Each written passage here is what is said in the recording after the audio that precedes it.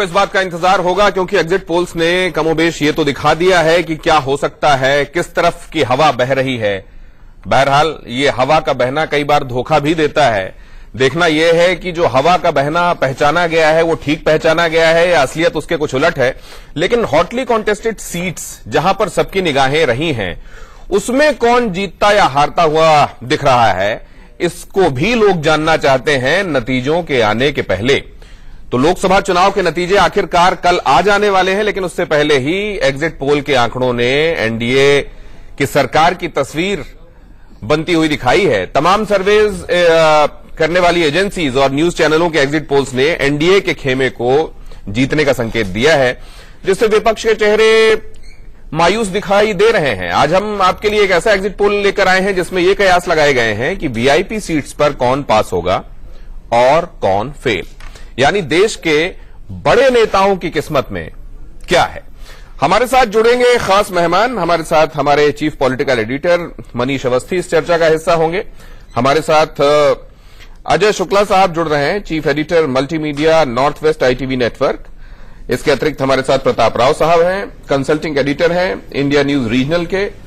हमारे साथ अजीत मंडोला साहब भी जुड़ रहे हैं, political editor India news regional के। और इसके अलावा हमारे कुछ और मेहमानों का हमें इंतजार है, जैसे ही वो हमारे साथ जुड़ते हैं। हाँ, ये भी आपको बता दें कि हमारे साथ डॉक्टर विजय राठी भी जुड़ गए हैं, समाजवादी पार्टी के प्रवक्ता हैं। जब तक दूसरे मेहमान हमारे से जुड़ते हैं, आइए इन मेहमानों से ये समझें कि इनकी निगाह में वो 2-3 सीटें कौन हैं जिनमें इनकी निगाहें जमी हुई हैं, और ये जानना चाहते हैं कि वहां असल में क्या हुआ। मनीष, आपके लिए नागपुर। हाँ, जाहिर सी बात है कि आज जो पार्टी इस देश में सत्ता में है, अगर ये माने तो उसका स्कूल, उसकी यूनिवर्सिटी और जहां से वो बौद्धिक प्राप्त कर यहां तक पहुंचे हैं, मुझे ऐसा लगता है कि उस पर सबकी नजरें हैं। और वो सीट पे हैं देश के कद्दावर मंत्री नितिन गडकरी। नितिन गडकरी के लिए इस समय चुनौती बड़ी है। चुनौती बड़ी इसलिए कि बीजेपी के ही जो सांसद थे नाना पटोले, वो बीजेपी को छोड़ कांग्रेस का दामन उन्होंने थामा। और आमतौर पर देखा जाए तो विदर्भ हमेशा से कांग्रेस का गढ़ रहा है, लेकिन नितिन गडकरी और उनके काम से जो वहां की जनता है वो जानती है कि नितिन गडकरी कितने सक्षम और कितने दमदार नेता हैं। लेकिन जातिगत समीकरण अगर आप देखें इन पूरे चुनाव में, तो ये जातिगत समीकरण सबसे ज्यादा काम करता है। और काम की जो शैली होती है, मुझे ऐसा लगता है कि वो बाद में आती है। लेकिन यहां पर गडकरी, ये कहा जाए तो गलत नहीं होगा दिनेश कि गडकरी को एज है, लेकिन मुकाबला जबरदस्त है। ये जिस कुनबी वोटर्स की बात वहां की जाती है मनीष, क्या वो एक थक्का किसी की तरफ जाते हैं या असल में अब ये जो जातियों को लेकर मिथक है वो टूट रहा है और नागपुर भी उससे अछूता नहीं? देखिए, बात टूटने की नहीं, इस बार बात जिद की है। और जिद की ऐसी है क्योंकि कांग्रेस अपनी कोई जमीन तलाश रही है। 2014 में केवल महाराष्ट्र में 2 सीटें थी, और वो भी मराठवाड़ा से। विदर्भ की पूरी सीटें बीजेपी की झोली में थी। ऐसी स्थिति में गडकरी के लिए ये चुनौती न केवल खुद की सीट के लिए है, बल्कि पूरी विदर्भ की सीटों का जिम्मा उनके उस पर है। और इसके साथ साथ वहीं से केंद्रीय गृह राज्य मंत्री हंसराज अहिर चंद्रपुर से हैं, उनको भी यहां पर जो चुनौती मिल रही है बहुत जबरदस्त चुनौती। और इस बार महाराष्ट्र के चुनाव में एक चीज जो देखनी है वो ये है कि एनसीपी और कांग्रेस दोनों साथ मिलकर चुनाव लड़ रहे हैं। और दोनों साथ मिलकर चुनाव लड़ने का मतलब है कि अर्थमेटिक बीजेपी का भले ही गठबंधन शिवसेना के साथ हो, लेकिन अर्थमेटिक में, क्योंकि पिछला चुनाव भी ये लोग गठबंधन में लड़े थे, उसके बाद इस बार एनसीपी कांग्रेस अगर साथ है तो ये लड़ाई जबरदस्त हो जाती है। मनीष, हमारे साथ बाकी 2 मेहमान भी जुड़ गए हैं। डॉक्टर सर्वकमल दत्ता, पॉलिटिकल एनालिस्ट हैं, हमारे साथ इस चर्चा का हिस्सा बन रहे हैं। बहुत स्वागत है डॉक्टर दत्ता। इसके अलावा सुरजीत दास गुप्ता, सीनियर जर्नलिस्ट, वो भी अब हमारे साथ जुड़ गए हैं। अजय शुक्ला साहब, आपके लिए वो कौन सी 1 या 2 सीटें हैं जिन पर बेसब्री से आप इंतजार कर रहे हैं, क्या होने वाला है?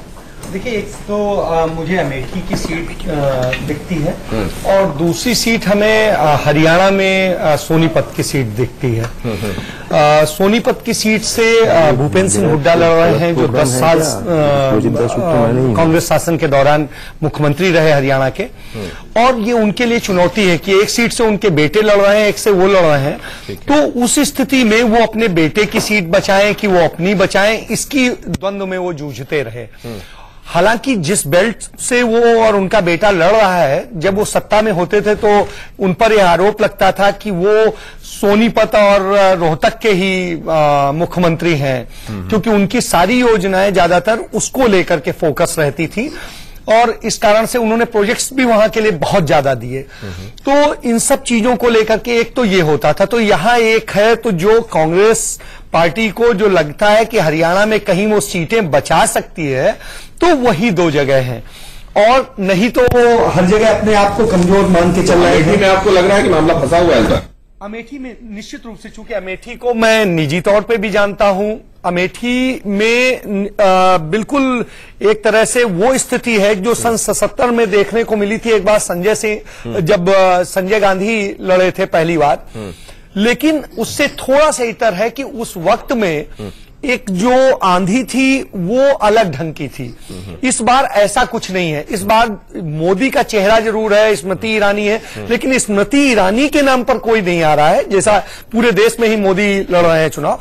दूसरा वहां पर यह है कि जो राहुल गांधी ने किया उसको किस ढंग से प्रस्तुत किया गया। पिछले 5 सालों से भारतीय जनता पार्टी ने अमेठी में जो कसरत की है, उसके बाद में लगता है कि उस जगह राहुल गांधी के लिए चुनौती है। आइए प्रताप राव साहब से भी समझें, उनके लिए कौन सी वो 1-2 सीटें हैं?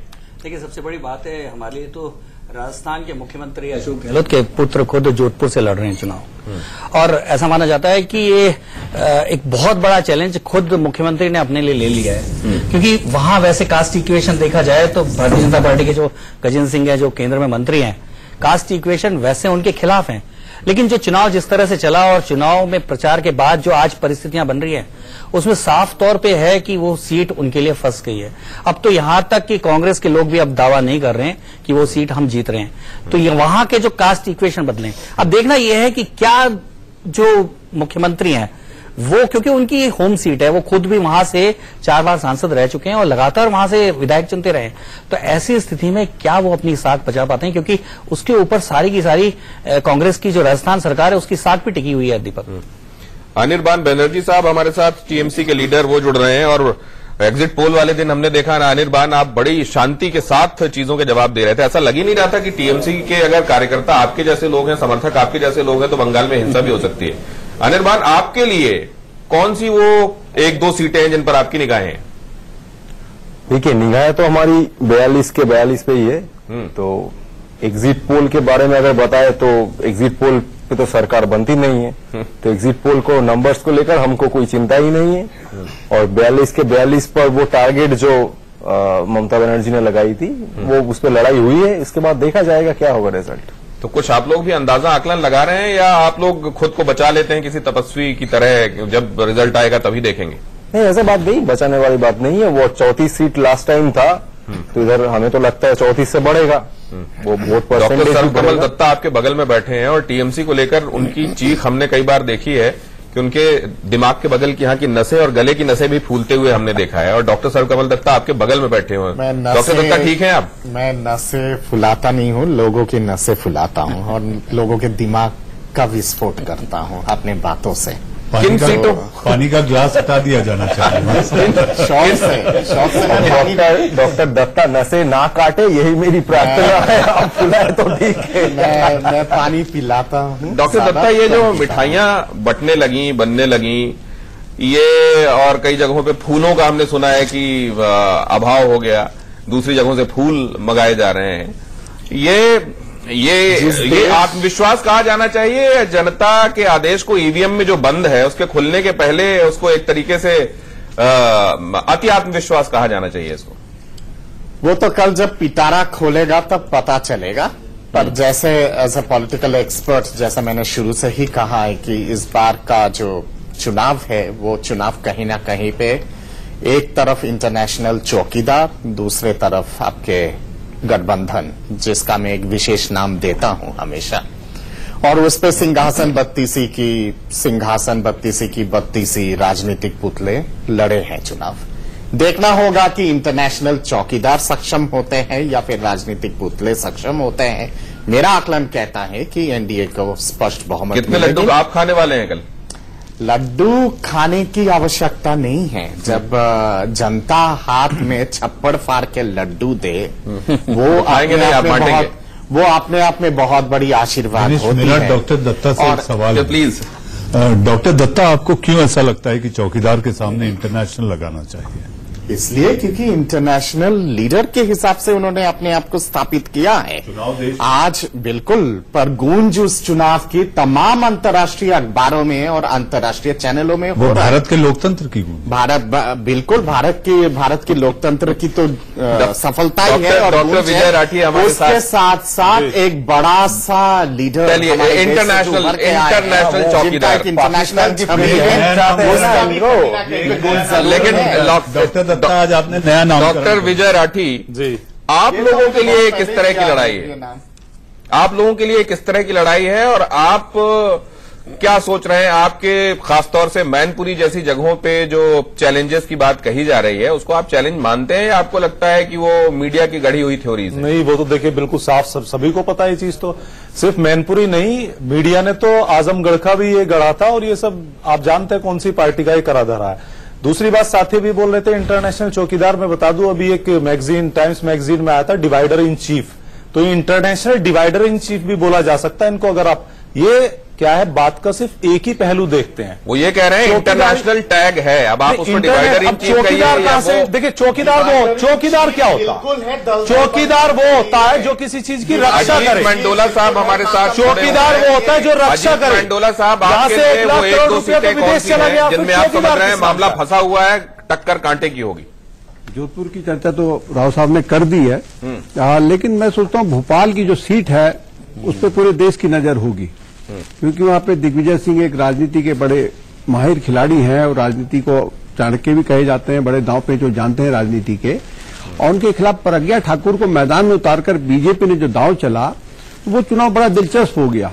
पूरे देश की नजर उस चुनाव पर है कि क्या दिग्विजय सिंह सीट को निकाल पाएंगे या क्या प्रज्ञा ठाकुर निकाल पाएंगे, क्योंकि उस चुनाव ने इतना विवाद खड़ा करा। प्रज्ञा ठाकुर के बयान आए, कई तरह की बातें हुई। दिग्विजय सिंह ने भी अपनी तरफ से जो साधु संत जो टोटके टाटके करने थे, उन्होंने भी कोई कोर कसर नहीं छोड़ी कि भाई किसी तरीके से उन्होंने भी सोचा कि लोहे को लोहा काटने वाली बात उन्होंने करी, तो उन्होंने भी साधु सन्यासियों का पूरा एक जमावड़ा भोपाल में इकट्ठा करा।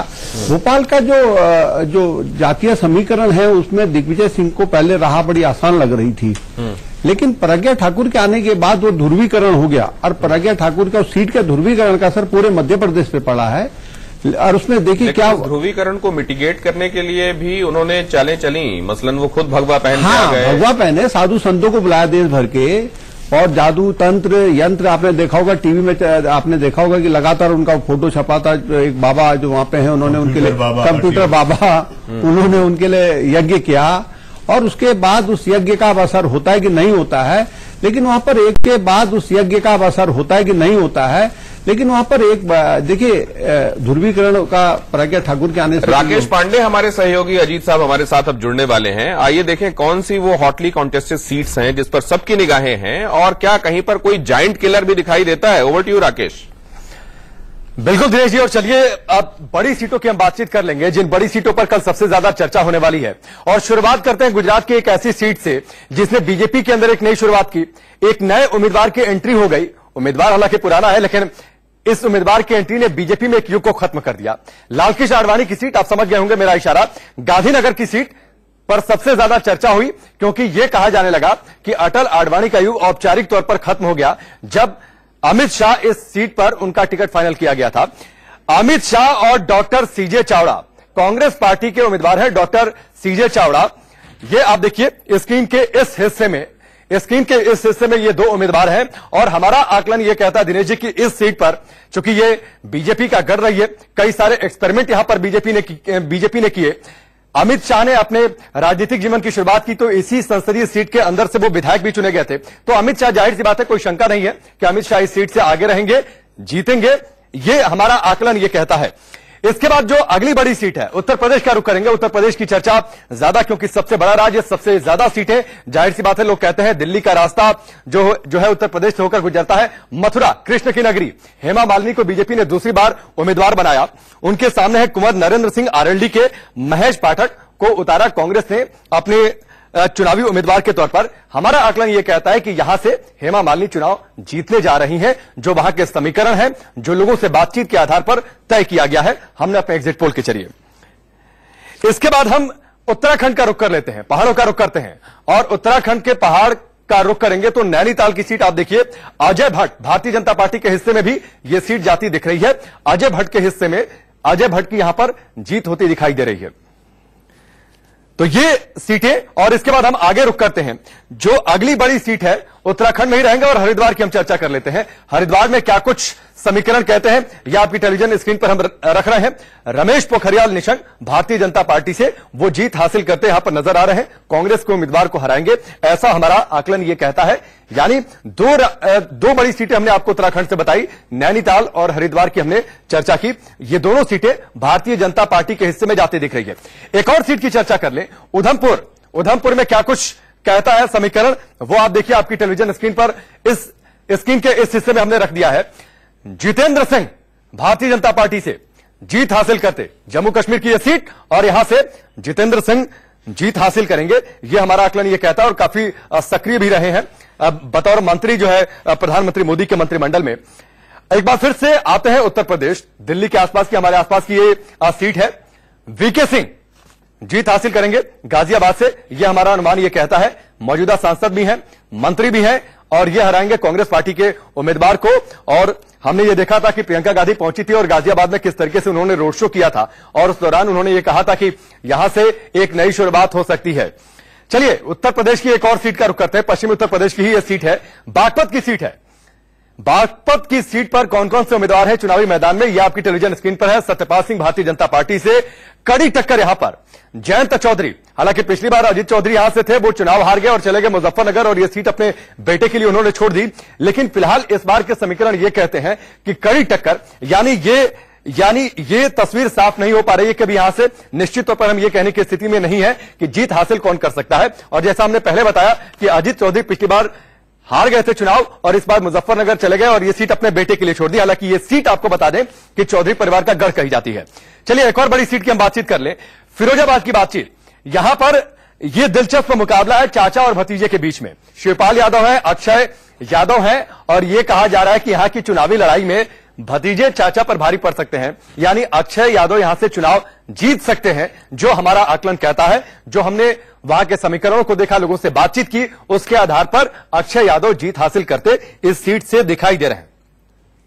एक और सीट की हम बातचीत कर लें, फतेहपुर सीकरी, और फतेहपुर सीकरी का यह आंकड़ा देखिए आपकी टेलीविजन स्क्रीन पर है इस हिस्से में, और यहां का जो आंकड़ा कहता है कि यह सीट महागठबंधन के हिस्से में जा सकती है। गुड्डू पंडित यहां से चुनाव जीत सकते हैं, लेकिन कांग्रेस के लिए यहां पर सोचने की बात होगी कि उनके उत्तर प्रदेश कांग्रेस के अध्यक्ष यहां से राज बब्बर चुनावी मैदान में है और वो यहां से हारने की स्थिति में नजर आ रहे हैं। तो जाहिर सी बात है कांग्रेस को यहां पर सोचना पड़ेगा। यहां पर एक ब्रेक ले लेते हैं और ब्रेक के बाद फिर से दिनेश जी इस बहस को यहां जो विशेषज्ञ मौजूद हैं वो कह रहे हैं कि नहीं, देख लीजिएगा गुड्डू पंडित का नंबर तीसरा होगा। अजय साहब? हाँ बिल्कुल, क्योंकि मैं वहां पर हिंदुस्तान का संपादक रहा हूं, लंबे समय तक उस क्षेत्र को मैंने देखा है। वहां पर जो वो बसपा का बेसिकली गढ़ था, और उस गढ़ को लगातार, जैसे रामवीर उपाध्याय की पत्नी भी वहां से जीती, उसके अलावा रहा। तो आप जब इस दौरान रहा तो रामवीर उपाध्याय अपनी पत्नी के लिए सुरक्षित सीट मान रहे थे और उनके लिए टिकट मांग रहे थे, वो सांसद रह भी चुकी थी। तो ऐसी स्थिति के बाद में जब बसपा सुप्रीमो ने उन्हें न दे करके गुड्डू पंडित को दे दिया, तो एक का अंदर खाते आरोप लगा था कि उन्होंने पैसे पे सीट दी।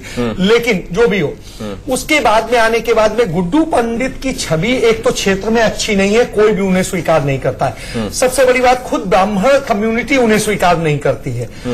तीसरी चीज ये है, वहां पर जो उनके मुकाबले सबसे बड़ा नेता है वहां पर, वो है चाहर, राजकुमार चाहर वहां जाटों का सबसे बड़ा नेता माना जाता है। ये कहा जाता है वो चना खिला करके लोगों को आवाज दे करके 50,000 आदमी इकट्ठे कर देता है। तो ये स्थिति वाला है। लेकिन उनके साथ साथ राज बब्बर को जो लाया गया, राज बब्बर उस क्षेत्र से सांसद रहे हैं, राजबब्बर की स्थिति ये है कि राजबब्बर ने सबको समेटा हुआ है उस क्षेत्र में।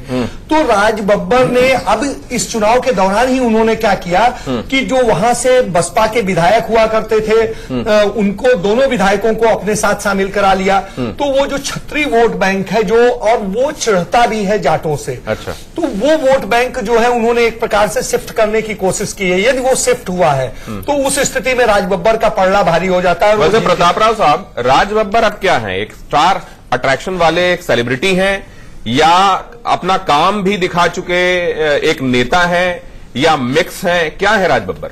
नहीं, देखिए, जो स्टारडम है वो तो उनका लंबे पॉलिटिक्स के आने के बाद खत्म सा हो गया है। और कुल मिलाकर यूपी में जिस तरह की परिस्थितियां कांग्रेस की हैं, उन परिस्थितियों ने उनके जो आकर्षण को खत्म कर दिया है। लेकिन जहां तक इस सीट की बात करें, इस सीट के बारे में जो जन चर्चा ये है कि इस सीट में जिस तरह से गुड्डू पंडित को टिकट दिया गया, तो उससे अंदर खाने कहीं ना कहीं ये बात चर्चा में है कि कहीं ना कहीं बीजेपी और बीएसपी के बीच में कहीं तालमेल तो नहीं है। क्योंकि ये बात कही जा रही है कि इस तरह से कमजोर कैंडिडेट को वहां खड़ा करके, जिस तरह से बीजेपी के मुकाबले को कमजोर, तो इस सीट को लेकर काफी चर्चा इस बात की हुई है। करीब 25 सीटें हैं जिसमें हम हार और जीत का आकलन एग्जिट पोल के हिसाब से करना चाह रहे हैं, और इसके लिए हमको अब जल्दी जल्दी लोगों पर चर्चा करनी होगी। अब हम ट्रेन चलाएं उससे पहले मनीष आपका। मैं एक ही चीज, चूंकि राजबब्बर पे बात हो रही थी, तो प्रताप राव जी और अजय शुक्ला जी ने जो कहा उस पर मुझे ऐसा लगता है कि अपने ही गिराते हैं नशे मन पे बिजली। और जहां तक मुझे मुश्किल लगता है कि भाई बब्बर शेर की तरह वो राज कर पाएंगे। दिनेश जी, एक छोटी सी बात जी, देखिए, ये गठबंधन के प्रत्याशी के लिए बोल रहे हैं, गुड्डू पंडित जी के लिए, लेकिन मैं बता दूं, आप रिकॉर्ड उठा करके देखिए, उनको कहते रहे हैं कि छवि खराब है, लेकिन जहां से उन्हें टिकट मिला है वो जीत कर भी दिखाए हैं। ये भी बहुत कम ऐसा होता है कि वो हारते हैं। तो ये भी इस बार भी ऐसा ही कुछ नहीं, विधायक तो रहे हैं ना, और कई बार लोगों ने, हमने भी देखा है, बोला है कि भाई इनको टिकट दे। अच्छा, ये जो इलाका है, क्या स्ट्रेटजी होती है उनकी, वो जीत करके दिखाते हैं और हम लोगों को लगता है कि वही जीते। डॉक्टर राठी, ये जो इलाका है, यहाँ पे जब कोई प्रत्याशी चुनाव प्रचार के समय नशे में धुत होकर पहुंचता है और समर्पण और संयम के बीच का फर्क, स्वार्थ के बीच का फर्क बताना शुरू करता है, तो उससे कोई फर्क पड़ता है या वहां के लोगों को इससे फर्क नहीं पड़ता है? नहीं, देखिए, हर जगह कई बार ऐसे भी होता है कि कैंडिडेट को नहीं देखा जाता कि क्या है। आपके, देखिए, आप जितने ये भारतीय जनता पार्टी में चुनाव लड़ रहे हैं, इन्होंने नहीं, तो कह दिया कि आप हमें नहीं देखा जाता क्या है। ये बीजेपी के मामले में तो हम देख रहे हैं, लेकिन हमारी वोट तो हम मोदी जी को दे रहे हैं। लोग ये बोलते हैं, जहां पे भारतीय जनता पार्टी के, हमारी पार्टी में कैंडिडेट भी हैं और हमारा शीर्ष नेतृत्व भी है, और वो इसलिए है। देखिए, ये पहले भी हम लोग बोल चुके हैं कि गठबंधन, आप ये मत सोचिए 2 पार्टी का। चलिए, अब ये जो चेहरे हम देख रहे हैं, परेशान लोगों का है, जो 5 साल जिनको भारतीय जनता पार्टी ने पूरा शोषित किया है, ठीक है, उनका गठबंधन है। ठीक है। अब हम एक एक करके ये नाम ले रहे हैं, और आप में से जो भी इसके विषय में विशेष टिप्पणी करना चाहे वो प्लीज बता दीजिएगा, लेकिन 1 या 2 ही बोलिएगा क्योंकि हमारे पास वक्त कम है। बेंगलुरु साउथ से तेजस्वी सूर्या वर्सेस बीके हरिप्रसाद। अब ये तेजस्वी सूर्या जो है 28 साल के हैं, वकील हैं, इनके ऊपर सेक्सुअल अब्यूज के एलिगेशंस भी लगे हैं, लेकिन ये बड़े फायर ब्रांड माने जाते हैं और कहा जा रहा है बीके हरिप्रसाद को ये बड़ी चुनौती दे सकते हैं। आप में से कौन इस पर टिप्पणी करना चाहता है जल्दी से? मुझे ऐसा लगता है कि बीके हरिप्रसाद कांग्रेस के एक बड़े नेता हैं और उसके साथ साथ उनकी वहां पर पैठ भी अच्छी है, और जब छवि की बात आती है तो मुझे ऐसा लगता है कि उस पर जरूर जनता गौर करती है। बारामती, सुप्रिया सुले या कंचन कुल? अब ये सुप्रिया सुले जो हैं, ये पिछली बार 70,000 वोट से जीती थी। मनोहर जनकर, महादेव जनकर से जो आरएसपी की तरफ से लड़े थे, ये मंत्री भी रहे महाराष्ट्र सरकार में जी। और सुप्रिया सुले के लिए सबसे बड़ी बात ये चुनौती, यहाँ पर प्रधानमंत्री ने भी जाकर रैली की, शरद पवार चुनाव नहीं लड़ रहे हैं, और पवार परिवार का पावर बारामती में देखने मिलेगा। नहीं तो जो 3-4 लाख से जीता करते थे, तो वहां पे 70,000 के मार्जिन से सुप्रिया सुले जीती। बीत गई सो बात गई दिनेश, बीत गई तो बात गई। नागपुर, नितिन गडकरी के बारे में आप टिप्पणी कर चुके हैं। फतेहपुर सीकरी के बारे में चर्चा हो गई। फिरोजाबाद, चाचा वर्सेस भतीजा, अक्षय वर्सेस शिवपाल, यहां के बारे में अजय साहब आपकी टिप्पणी? इसमें मैं बिल्कुल मानता हूं कि अक्षय यादव चुनाव जीत रहे हैं और वहां पर उनको कोई चुनौती नहीं है, और जो थोड़ी बहुत चुनौती शिवपाल की हो सकती थी, वो सिर्फ 5 में से 1 विधानसभा क्षेत्र है जहां पर वो काट रहे हैं। मतलब ये जो आरोप था कि आपने ये जो प्रगतिशील समाजवादी पार्टी लोहिया बनाई है, ये भारतीय जनता पार्टी की बी पार्टी है, क्या ये सच्चा आरोप है? मुझे लगता है कि ये सच है। क्योंकि जहां पर प्रभाव दिखा है, जो जिन जगह पर वो दिख रहे हैं, वो कहीं ना कहीं वो बेनिफिट भाजपा को ही देते नजर आते हैं।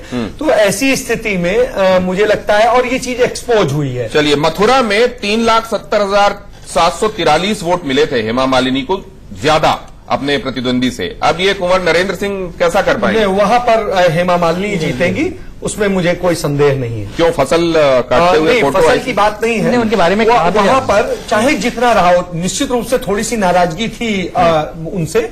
लेकिन एक चीज आप देखिए, सारे स्टार्स की आप देखिएगा और उसके काम को देखिएगा तो हेमा मालिनी ने अपने क्षेत्र में काम भी किया है। हालांकि वहां पे उन्होंने अखिलेश यादव से स्पेशली करके काम करवाया। क्या काम? एक काम तक एक काम नहीं गिना पाई। एक काम गिनाइए, वो बोल रहे हैं। एक नहीं गिना पाई, एक भी नहीं गिना पाई। वृंदावन जाने के लिए एक सेकेंड जी, मैं हिंदुस्तान का जो CSR प्रोजेक्ट था, उस प्रोजेक्ट को करने के दौरान के मैंने वहां पर काम किया है, खुद जमीनी रूप से काम किया है। वहां पर जो वृंदावन जाने के लिए आपके पास रास्ता नहीं होता था, हेमा मालिनी ने लड़ करके निजी रिश्तों को निभाते हुए और अखिलेश से ला करके लेकर आई और वृंदावन के लिए अलग रास्ता दिलाया, जिससे आज आप सपाट से पहुंच जाते हैं। ठीक है डॉक्टर राठी। उसके बाद में देखिए, ये जो काम बता रहे हैं वो समाजवादी पार्टी द्वारा कहे गए काम है। अगर आप एक चीज बताइए, अगर वो एक काम वहां पर मेंबर ऑफ पार्लियामेंट की तरफ से किया हुआ काम, सत्तारूढ़ पार्टी की तरफ से किया हुआ काम, देखिए बिल्कुल नेचुरली बिल्कुल क्लियर है। अगर आपने कोई काम किया होगा, अगर आपने 10 काम भी किए तो 8:39 हो गया, अभी आगे बहुत चलना है। नहीं बता पाई, एक काम भी नहीं बता पाई, कोई आधार नहीं। चलिए, गाजियाबाद वीके सिंह, डॉली शर्मा। राठी साहब, डोली शर्मा नहीं है, वहां महागठबंधन के प्रत्याशी है सुरेश बंसल जी, और वो भारी मतों मतलब से डॉली शर्मा को आप गिन ही नहीं रहे? नहीं, कांग्रेस का कंपटीशन कहां है? उत्तर प्रदेश में 2 सीटें हैं, अमेठी रायबरेली, उन्हें छोड़ दीजिए। कांग्रेस फाइट में कहां है? बीजेपी के साथ फाइट में महागठबंधन। पुरी में कौन जीतता दिखाई दे रहा है? संबित पात्रा, पिनाकी? संबित पात्रा जीते। संबित पात्रा किस वजह से? क्योंकि टेलीविजन का वो चर्चित चेहरा हो गए, इसलिए चर्चित चेहरा हो गए। लेकिन 5 बार से बीजेडी लगातार जीतती रही, पूरी बीजेडी का सिटाडेल है। देखिए, उड़ीसा में का सिटाडेल हो सकता है उड़ीसा, लेकिन उड़ीसा में जिस तरह से बीजेपी ने काफी काम किया। इंटरनल डिसेंशन है और बीजेडी के बहुत बड़े बड़े चेहरे बीजेडी छोड़ के भाजपा में आए हैं, तो वो सिटाडेल ऑफ सिटाडेल रहा। तो जमुई से चिराग पासवान जीतेंगे या नहीं, ये तो पता अभी, मतलब आपने देखा एग्जिट पोल क्या दिखा रहा है चिराग पासवान के विषय में, लेकिन चिराग पासवान को मिनिस्टीरियल बर्थ मिलेगी कि नहीं, पासवान जी तो इस पर भी चर्चा करने लगे हैं। मनीष, हाँ, इस पर भी चर्चा शुरू हो गई। मुझे ऐसा लगता है कि कल जो रात्रि भोज हुआ, सदिच्छा भोज, उसमें इस बात को लेकर भी कोशिश की गई होगी कि चिराग पासवान और रामविलास दोनों प्रधानमंत्री के आसपास। लेकिन प्रताप राव साहब सिर्फ 85,000 वोट से पिछली बार जीते थे। नहीं, मुझे दूसरी बात लगती है कि दोनों बाप बेटों को, शायद नरेंद्र मोदी जो है जिस तरह से वंशवाद के खिलाफ हैं, दोनों जीतने के बावजूद बाप बेटों को दोनों को अपने मंत्रिमंडल में शामिल। हैदराबाद से अजहरुद्दीन ओवैसी के खिलाफ अगर मोहम्मद अजहरुद्दीन को टिकट दी जाती तो क्या फर्क ज्यादा पड़ता? मुझे नहीं लगता। मुझे नहीं लगता, नहीं, उनका अपनी पकड़ है। श्रीनगर में फारूक अब्दुल्ला वो तो जीतेंगे, फारूक जीतेंगे, पिछली बार हार चुके हैं, इस बार जीत रहे हैं। पीलीभीत वरुण गांधी जीतेंगे, बहुत अच्छे, बहुत नहीं, हेमराज कह रहे हैं कि हेमराज के खिलाफ एकदम आसान केक वॉक जैसा है उनका वहां पे। बिल्कुल जीतेंगे, वहां सभी देखिए दिनेश जी, वहां के 4 बीजेपी के विधायकों ने प्रेस कॉन्फ्रेंस की थी। हम लोगों ने नहीं बोला था, उन्होंने कहा था कि मेनका गांधी जी ने कोई। अच्छा, ये बताइए, मैनपुरी से मुलायम सिंह यादव साहब को प्रेम सिंह शाह के कितनी चुनौती दे रहे हैं? कोई चुनौती नहीं दे रहे हैं। मैनपुरी में कोई मुलायम सिंह जिस समय होंगे, चलिए, कोई चुनौती नहीं।